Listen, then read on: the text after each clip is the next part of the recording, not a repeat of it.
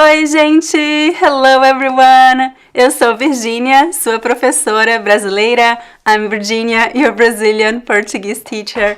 Today, we are going to talk about basic sentence structure in Brazilian Portuguese.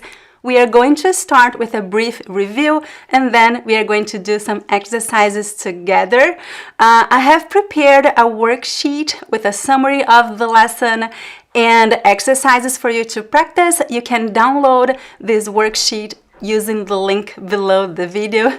During this class, I am going to read your comments in the chat. So if you have any questions about this topic, you can use the chat to ask your questions or make any comments or maybe help me give other extra examples.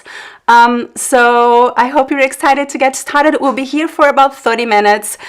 So let's get started. I'm going to start looking at your comments. So let me know your name and where you are from in the chat. Let me take a look at the chat. Olá, olá! Oi, gente! Quem está aqui? Malark, queria que nossa língua fosse falada. Ah, ok! Muito interessante, Malark. DTA, that would be very complicated, huh? Olá, brasileiros! So we have Brazilians watching this class. Bem-vindos, welcome!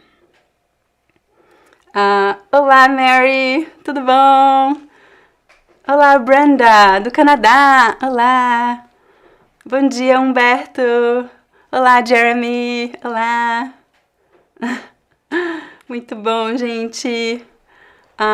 Let me see who else is here.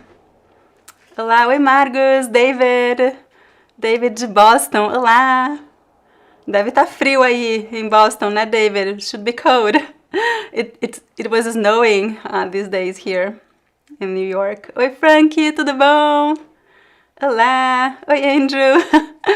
Okay, everyone, so let's get started. I will come back to the chat in a few minutes, but now I'm going to share my screen with you so we can talk about the Portuguese language. Vamos lá.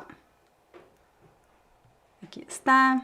So this, you remember to download your worksheet, okay? Everything that you see in my screen here, you have that in the worksheet that you can download. Just go to the link, use the link below the video. So basic sentence structure in Brazilian Portuguese. First, it's really important to have in mind what is a sentence, right? I know that you probably know that already. So a sentence is a group of one or more words that convey a complete meaning, right? So usually, sometimes it can be just one word, just like one verb could be a sentence depending on the context. But most sentences, they have more than one word. Today we're going to talk about 3 types of sentences that we have in Brazilian Portuguese that we use all the time. Declarative sentences, they can be affirmative or negative. We're also talking about interrogative sentences and exclamatory sentences. I'll talk about, we see many examples of all of this, so don't worry. And let's first start talking about the basic structure of Portuguese language. It's very similar to English, actually, in many other languages. We follow this SVO structure. What does it mean? S stands for subject, V for verb, and O means object. So this is the most common structure that we find in Portuguese. First the subject, then the verb, then some kind of object or complement, right? For example, eu amo chocolate means I love chocolate. So this is a very simple example. Eu here would be the subject, right? The subject is usually the person who is doing something. Amo is the verb, and from the verb amar, and the verb must agree with the subject, right? It must be conjugated in the same person and number based on the subject. And then we have the complement, which is the object, chocolate, chocolate. It is the direct object here. So this is the most basic sentence structure in Brazilian Portuguese. As you see, is exactly the same as in English. So this is helpful. This is good news, right? Of course, the structures are not always that simple. We have some complex sentences. When you talk about complex sentences, things get a bit more complicated. And also there are some small differences between Portuguese and English when it comes to sentence structure, especially when asking questions or using or in negative sentences, because in English we use auxiliary verbs to ask questions and to create negative sentences, whereas in Portuguese we do not do that. So we ask questions and we make negative sentences without using an auxiliary verb, so that changes this sentence structure a little bit. Let's go through all that in this lesson. Let's start talking about declarative sentences. So when you say about declarative sentences, basically intend to inform a state or a fact. They can be affirmative or negative. For example, eu gosto de caminhar no parque. Eu gosto de caminhar no parque. You can see the translation here, right? João estuda japonês. Nós vamos viajar amanhã. So simple sentences, affirmative sentences, right? And then let's see the same sentences in the negative form. Eu não gosto de caminhar no parque. João não estuda japonês. Nós não vamos viajar amanhã. So comparing the first group, let me see if I can put everything on the screen at the same time. Okay, so you can see everything now. Comparing like the first sentence from the first group and the first sentence from the second group, there is only one small difference, right? We just added the word no. And pay attention to the position here. The word no, which is the negative, comes right before the verb, right? See that we are not using any auxiliary verb. In English, we have to say I do not, or I don't like. In Portuguese, we just add the word não. There is no addition, there is no auxiliary verb in this sentence structure in Portuguese, okay? So just place the word não before the verb, and this works for any tense, right? In English, in the past tense, you should say, I did not, right? In Portuguese, there is no difference here because we changed the conjugation of the main verb when you're talking about the past. We do not use any auxiliary verb to make negative sentences. So the past tense here would be, eu não gostei. Right, so I change. In English, you don't change the verb, the main verb in past tenses, right? You change the auxiliary verb. You say, I did not like. The verb like remains the same, and you change the auxiliary verb do. It changes to did, right? So the tense is actually in the auxiliary verb. So this is one of the main differences between Portuguese and English. In Portuguese, we don't use an auxiliary verb, so the tense must be in the verb, the main verb itself. So, eu não gosto in present tense, or eu não gostei in the past tense, and the negative word remains the same. It's just the word não right before the verb. Questions or comments? I'm going to take a look at the comments before we move on to interrogative sentences, okay? Let me see. Questions so far specific about this? What is that? What is that about, David? What do you think about learning Brazilian Portuguese through 7-minute language? I don't know. Is that a method? I don't know this method. Olá, Azrael. Matthew da Inglaterra. Olá, Matthew. Michelle de Boston. Vero da Califórnia. Bem-vindos. Okay, so I don't see any questions at the moment related to this topic, so let's continue. If you have any questions, whenever I say, oh, I'm going to look at the chat now, you can just type your question because I'm not going to scroll and see all the questions, all the comments, okay? Vamos continuar. Let's continue. Vamos falar sobre frases interrogativas. Let me just organize here my document. Okay, so interrogative sentences, the name is really self-explanatory, right? It's to interrogate, to ask questions. So let's see two examples here. Você sabe falar português? João gosta de chocolate? So again here, since we are comparing Portuguese and English, the main difference here is that, again, in Portuguese, we don't use any auxiliary verb, right? We just use the main verb, right? So in English, do you speak? In Portuguese, você sabe? Just the verb. Sabe falar? So actually here, I could... sabe falar means do you know how to speak? This is a very natural way of asking this question in Portuguese. I could also just use one verb. Você fala português? Do you speak Portuguese? This would be more direct. And in the second example, João gosta de chocolate. So here, no auxiliary verb, right? Just the verb gostar in present tense.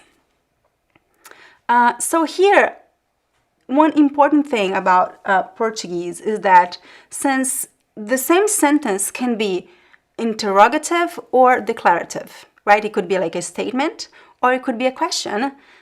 Same words, no change in the words. So I could say, João gosta de chocolate.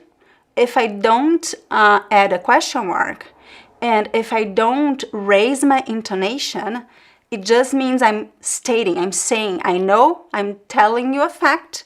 João gosta de chocolate. But the same sentence structure, same words. If I just raise the intonation at the end, and in writing I write with a question mark, then I have a question, right? João gosta de chocolate? So intonation in Portuguese is really important when asking questions because of this reason, because the exact same sentence and structure can be used for declarative and interrogative sentences. There are some exceptions when we use interrogative pronouns like who, when. They kind of inform that it's a question, that's a question coming, right? What, o que, como, quando. But most of the time, sentences, they can be declarative or interrogative. We don't know. What tells in conversations is really important to have the correct intonation to inform the other person, so the other person knows that you're actually asking a question, not telling them something, right? So again, let's practice briefly the intonation here. First, just like a declarative sentence. O João gosta de chocolate. O João gosta de chocolate. And in the second one, the question. O João gosta de chocolate? O João gosta de chocolate? So you see that I changed the intonation of the verb and the last word.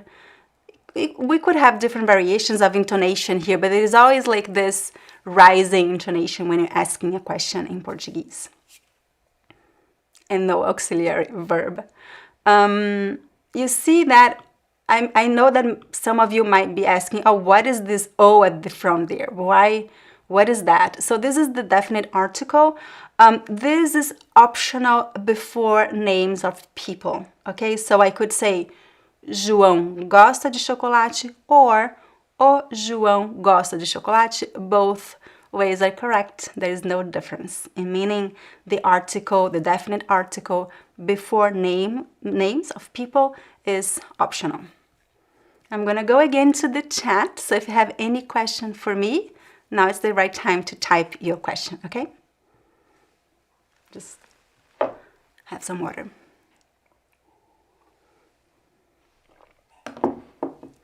Vamos lá.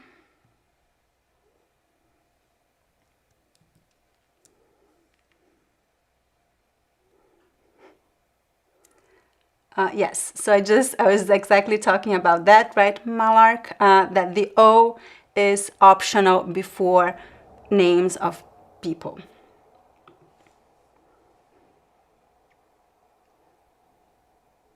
Yeah, it is not silent, it's just optional.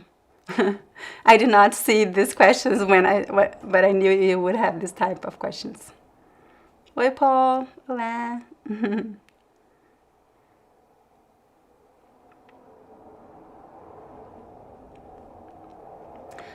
So Azra, how do you get better at understanding sentence structure? Like, how would you practice this so that you talk more smoothly? Unfortunately, there's no trick here. It's just practice. And these sentence structures that I'm covering today, they are the basic ones. There are many other complex ones. So I would start with input, a lot of input. Read and listen to Portuguese as much as you can.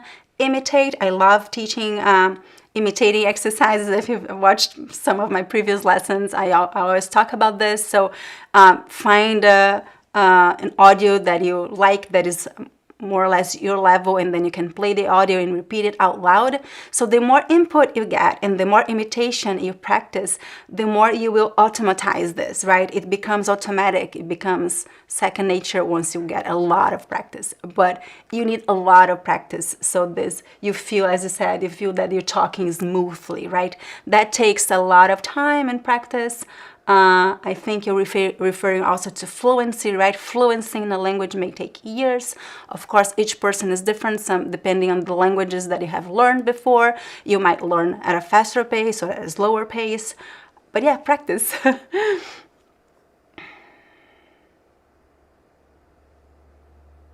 Muito bom. Let me see if you have any other new comments at the bottom.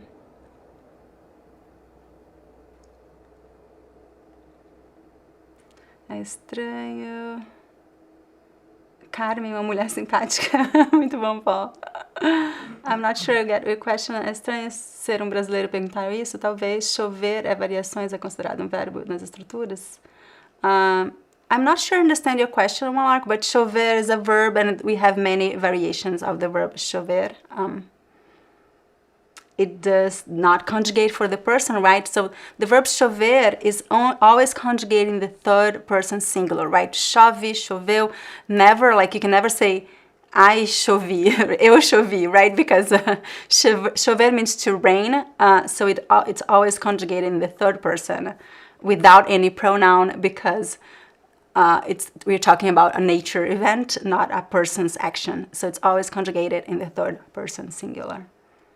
I think that was your question, Monarch. Is the O optional in formal written form, Gloria?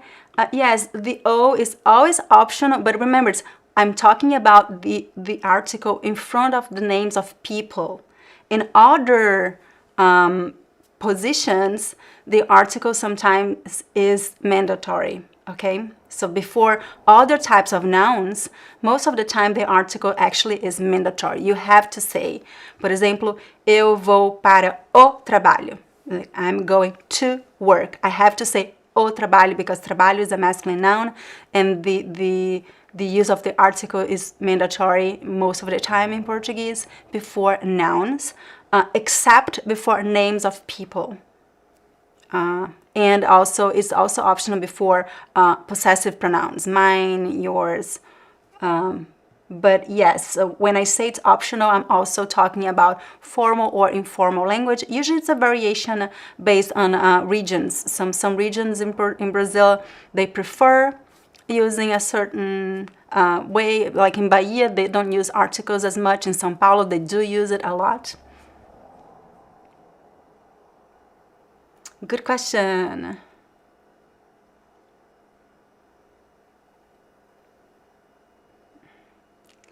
Chover means rain, Azra.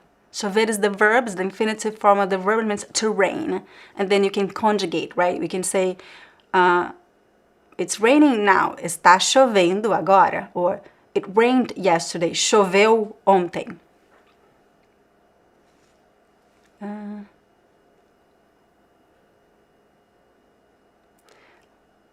Yes, so chover is considered a verb. It is a verb, but since it's a nature thing, we don't conjugate for all people. You cannot conjugate for I or you. It's just like, it's always conjugating the third person singular, as I said before. So question, when are you starting a new course for beginners? So my self-paced courses, they are always available. You can go to our website and sign up right now. It's speakingbrazilian.com. But if you're looking for live sessions with Brazilian teachers, the next group classes start in February, and you can enroll. Enrollment will be open in January. I recommend you just sign up for our newsletter so you can receive emails from us so you don't miss the enrollment period. Muito bom. Excellent questions. Question from, would you like to make a language trip to learn Brazilian Portuguese? Do you have any recommendations? So many recommendations. We talked about this in our latest podcast episodes, Kevin. I recommend you can find our podcast. It's called Speaking Brazilian Podcast Conversations. You find it here on YouTube and also on Spotify and other podcast platforms, and we talk about recommendations of where places to go, and also we might be planning a trip to Brazil with students, but it's not certain yet. Okay, let's do some exercises together so we can practice. Let me see, we still have time, and then I'll go back to the comment sections in a few minutes again. Okay, so if you have questions, remember to post your question when I say that I'm going to the comment section. Okay, so briefly, exclamatory sentences. These are, I think these are easy because it's basically when you're doing, like when you're expressing some kind of emotion, right? We have many types of exclamatory sentences, really depends on the context. A very common one is just to add the word que at the beginning, which means what or how, and then you can say whatever you want to say. For example, que bom, well, that's good, how amazing, né? Que bom que vocês estão assistindo a esta aula. So here it means, oh, how nice that you're all here watching this class. So que bom means how nice, how good. Oh, that's great. Tenha uma ótima semana, have a great week. So here I'm using actually the imperative form of the verb, but I'm also being like, wow, tenha uma ótima semana. I'm using this exclamation point.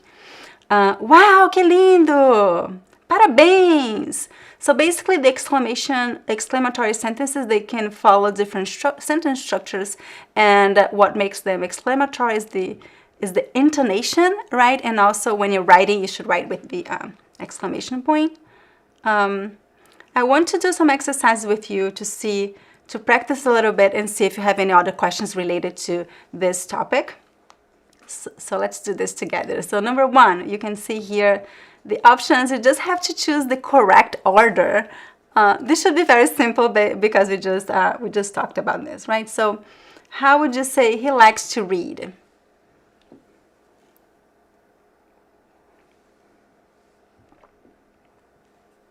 So it's letter B, right? Ele gosta de ler. So here, it seems like he likes to read. It seems G means to, but actually it doesn't. G is a preposition that usually translates to English as from or of, but this preposition always comes with the verb gostar. Gostar de. So I would always say, even if you want to say, oh, he likes reading Brazilian books, we don't change the form in Portuguese. In Portuguese will be ele gosta de ler livros brasileiros. Número 2, he does not play the guitar. How would you say that in Portuguese?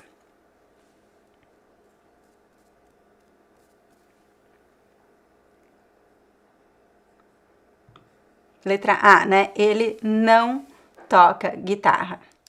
He does not. So instead of, we don't have two words for does not, we just have one. Ele não, and then we have to conjugate the verb toca, right? Toca is conjugated for ele. Ele não toca. He does not play guitar.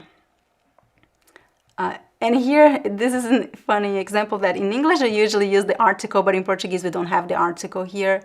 Ele não toca guitarra, because I'm being general here. I'm not talking about a specific guitar. I'm talking about, in general, he doesn't play this instrument. But if I wanted to be specific, I could say, ele não toca a guitarra que tem na casa dele, that he has at home. Then here I'm being specific. Then here I would have to say a guitarra. So in Portuguese, the article a and o, they usually imply that you're talking about a specific thing. That both speakers know what specific thing you're talking about. Número 3, if any questions come up, I'll go to the chat in a minute, okay? How do you say this? How do you speak Spanish in Portuguese?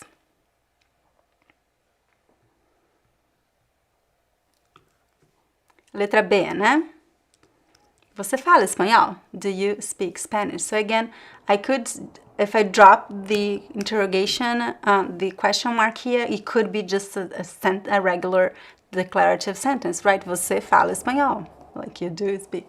But then I add the question mark and the intonation, and then the sentence changes to a question. Você fala espanhol? I change my intonation. Você fala espanhol?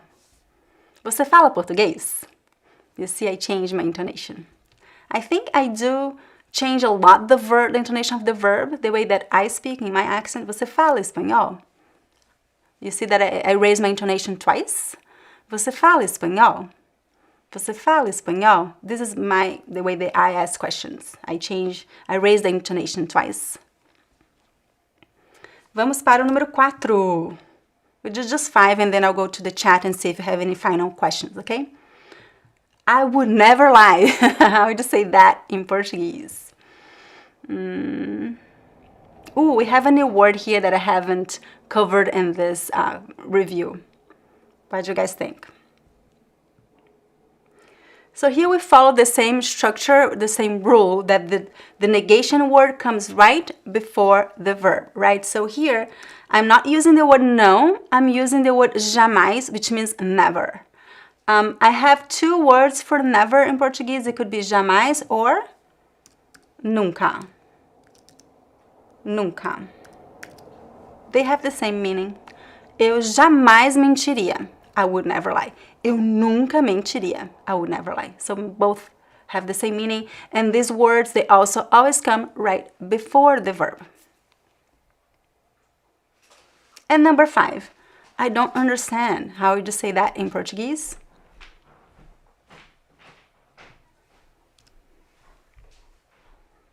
Actually, here we have 2 options and I'm going to explain why. So this is the standard one, não entendo. What is happening here? I dropped the pronoun, right? There is no I. Where is the I? So we haven't talked about this in this class, but eu não entendo would be the complete form, right? Eu não entendo, I don't understand.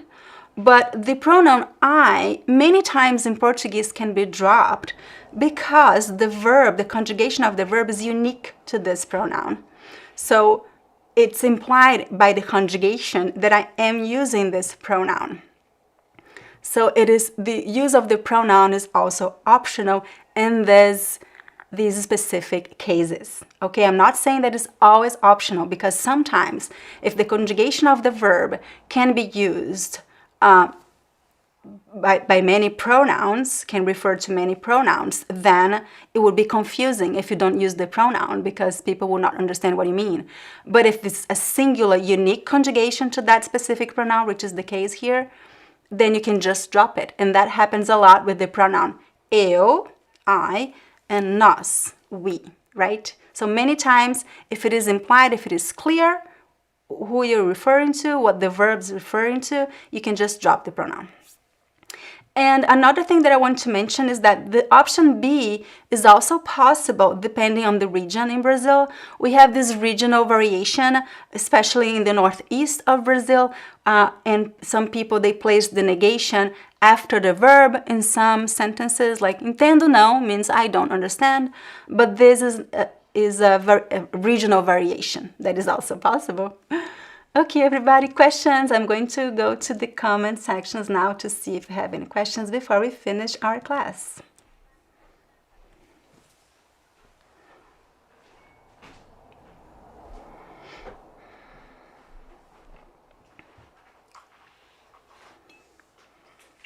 Nilda, I'm not sure I understand food and do. What is this? I don't understand. I'm so sorry, I don't understand your question, Nilda, if you want to rephrase it. Exato, entendi não. Oh, interesting question, Gabriel. Does the name function? Nem is also a negation, but it's used in a different way because nem is usually used twice. Nem, when you mean either or, a neither nor, that's when we use nem in Portuguese. So it's a more complex sentence structure, right? Por exemplo, I could say, ele nem me ligou. Ele nem veio nem ligou. He didn't come and he did not called, right? So I'm using nem twice. I'm using the negation twice. Por exemplo, I could also say, eu não gosto de chocolate nem de bolo. I don't like chocolate or cake. So whenever using the negation twice, you could use the particle nem. It's a more complex structure, but yeah, so it is used in negative sentences, but it's usually when you're talking about two negatives in the same sentence, two things.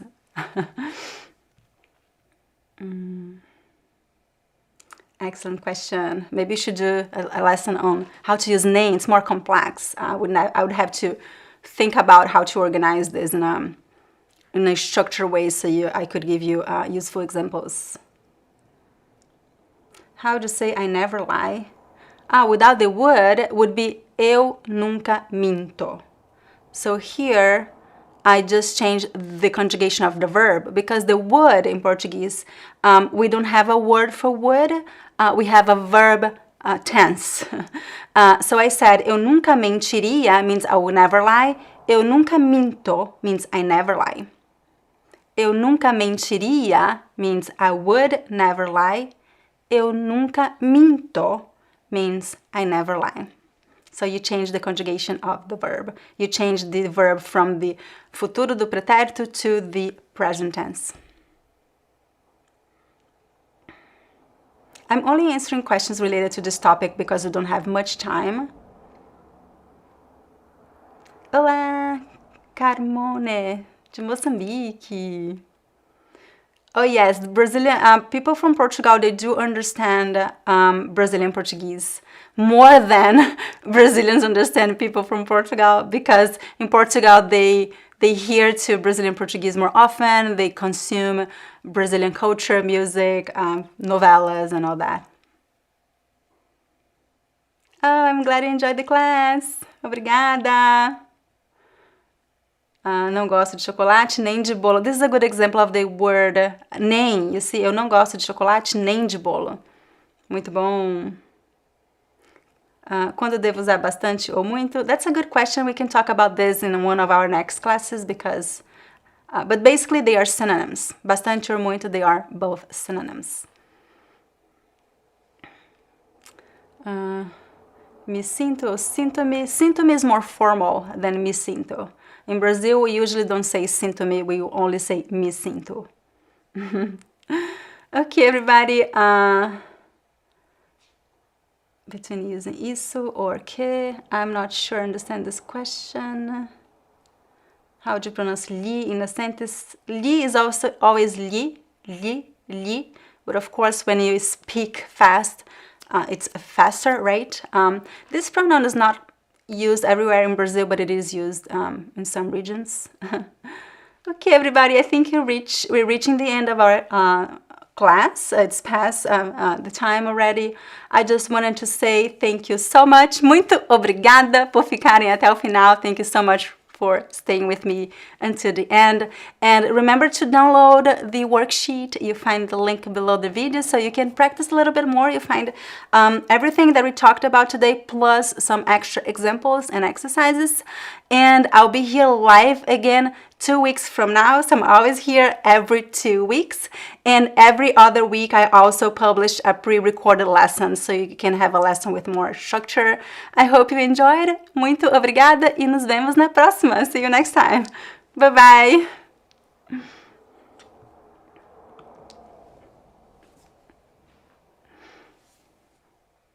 Oh, I thought I had ended.